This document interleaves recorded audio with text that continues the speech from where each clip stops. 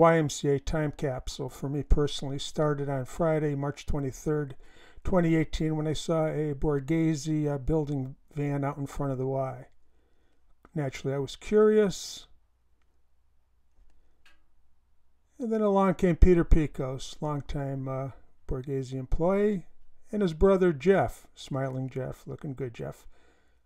They had opened up a niche in the wall, outside wall in the foyer.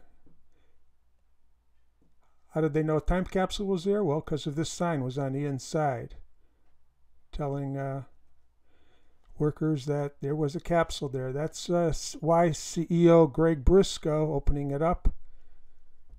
And that's the capsule with the cornerstone, 1968. Randy Cody posing with the copper tube, 6'7", well sealed. It was to commemorate the building of the addition on the Y. Building committee plaque is on the inside. Head of the Y back then was Dick Nolte. O&G was the construction firm. So what was the Y like previously? Well, it was one building, as you can see here. There was nothing to the left. Who was in charge? Well, not John Phillip. There's John, longtime Y coach, coach about town. The man in charge at the time was Dick McNulty on the right. Howie Clark was still around in 1968. Rudy Valenzi in the center was gone. This is P. Edmund Power, the mayor in 1968. This is what downtown Torrington looked like at that time. A little close-up there. Opperman's Drugstore, Warner. Different view coming in from across the street. And a nighttime view taken right out of the class of 1968's yearbook. Teenagers back then hung at the Y. And McDonald's, of course. Litchfield Farm Shop, very popular. As was Scarpelli's. Here we have Tom Petrovitz, Galicchio, Tommy Piccolo. Oh! And a little bouncing back then on the trampoline. Another place they hung out was the Wrights Country Club. Group from 68 hanging out there. I see Eileen Mariah, Bill Ryan. Quite a group. Big part of the Y back then was swimming. Here's one girls swim team from that era. I see Patty Cale there. Longtime coach, of course, was Sue Minery Carney. Here's some more swimmers from the 1960s. That's Charlie Verps over on the left, Rennie Belli, longtime coach. Then we have Melissa Metling on the left, Claire Dewan, Marianne Germano, Mary Gilson next to her. Here we have Mike Hogan and Billy Ryan, captains of the 1968 Torrington High swim team. Swimming was a main activity in the Y in 1968.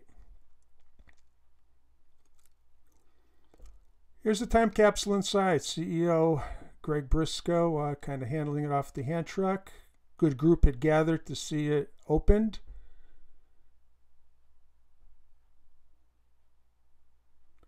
Maintenance man was called in. This capsule was really well sealed and nothing breakable. You know, we only had raw materials, no plastics stuff. All green. Yeah. It's not oh, it looks like a pom-pom or something, so it's stuffed in there. I could go get one of the It must be a maroon and white pom-pom. Like a broom handle or something. Yeah. Jen, do we have the Patty, can you crawl up there for us? What is They did a great job. So who are the teens actually behind filling that capsule? Well, there they are. In the center you have Carol Westerlink, who was president of the Interclub Council.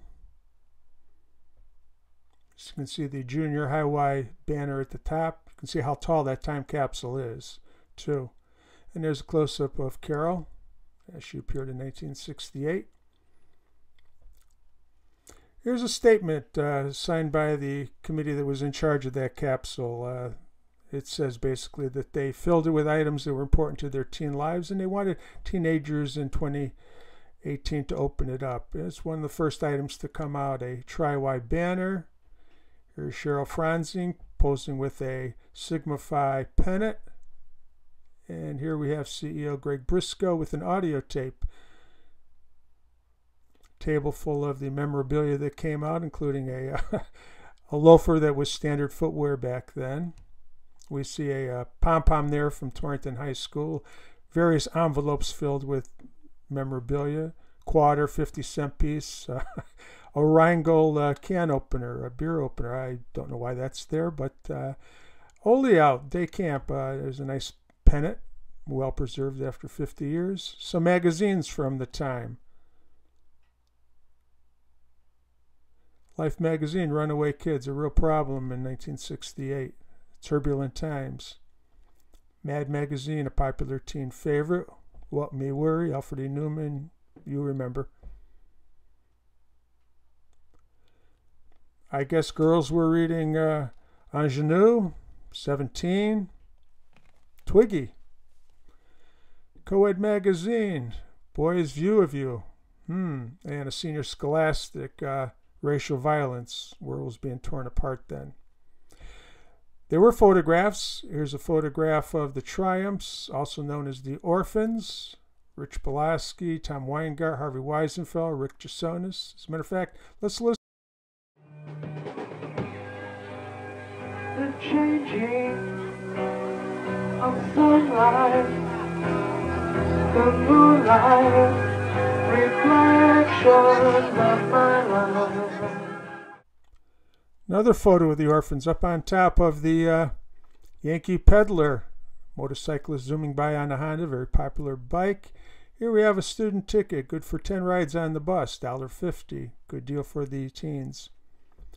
Tri-White Fellowship card, Linda Longabuco. These were all items from the time capsule. Debbie Beecher, Social Y membership, $7. Wright's Country Club card from Janet Pergola, number 29, an early member. Couple of patches were in there, High Y patch and YMCA patch.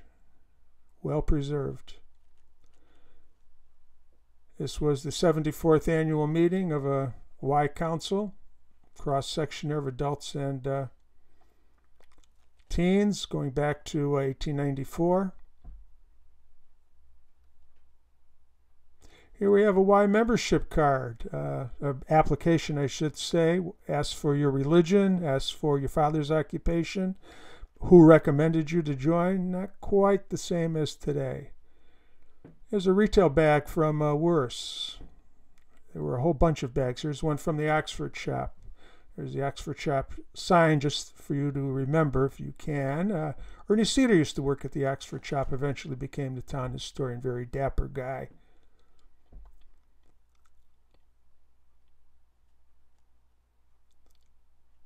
Here's a bag from Nickens, fashion since 1900. Quality hat, of course, everyone knew where Quality Hat was. In 1968, it was down there on the Water Street, lower right. Of course, there it is again. It moved across from the Warner Theater.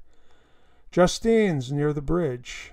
A must for the teen girls. Stewart's. Where was that? Ah, Main Street, and there's the Stewart sign. Bradley's, I think most people from the 60s can remember where that was. It was in the downtown plaza. There's the plaza on a Thursday night, and there's Bradley's over there. You can see how crowded Thursday nights got downtown. Here's a retail bag from Mamzell's, a store I never personally shopped in. Richie's, Main Street. Michael's Fur, another store I never shopped in on Water Street. Rubens, photographers, Jerry Rubin, Arthur Rubin, did a lot of Torrington High yearbooks. There's Rubens right next to the peddler on the left. And there's Jerry Rubin himself. Smith's, another popular Torrington store. Howard's, of course, Howard's, the building and sign is still there, still on Main Street, a little bit from the corner. Country Cousin. These are all very popular stores in 1968. Here's a daily bulletin from Torrington High School. It was in there. I see menu at the top for the week. Hamburgers, meatball subs. Meatball subs very popular. Commercial Club. Future Homemakers. A pastry ticket for 7 cents. Good at the THS cafeteria. Speaking of food, here's a farm shop menu. Overstuffed sandwiches. Get a cheeseburger for 55 cents. Good deal. One of the most popular items at the farm shop back then, this is page 2 of the menu, was down there on lower right, Basket Specials Blonde Abigail. And that's the outside of the farm shop with, well, when the teens were hanging, eventually the police would show up and clear the place out. Here's a brochure from Camp Oleout, the YMCA day camp. Here's a polywalk test. Here's a card. Duck 10 seconds, keep your eyes open underwater. This was the first of many swim tests. One of the last ones was the shark test. The test got harder. Porpoise came after this. And these were all in the time capsule, all these various swim tests. Here's a commemorative pen from Richard Schlatt, popular photographer about Torrington. Here's a prayer card for Edward Bonini, class of 66. This is from the La Porta Funeral Home. Here's a brochure from WHYN and the hits of the week. Can't Stop Loving You, Incense and Peppermint, Kentucky Woman, Soul Man, well-known songs for anyone that came out of the 60s. Student Handbook from Oliver Wilka Tech. Always were rules, always will be, I guess. YMCA, 75th anniversary. Activity schedule. Different categories. Look at those prices. High school boys, $19. High school girls, $15 and a quarter. Adult social, $10.50. Senior men, $34.50. Dick McNulty, Howie Clark. These are well-known people back then. After the capsule was opened the next day, newspaper articles appeared in the Register Citizen and Waterbury Republican American. I'm sure they're online if you want to look them up. This is page 2 of one of the articles.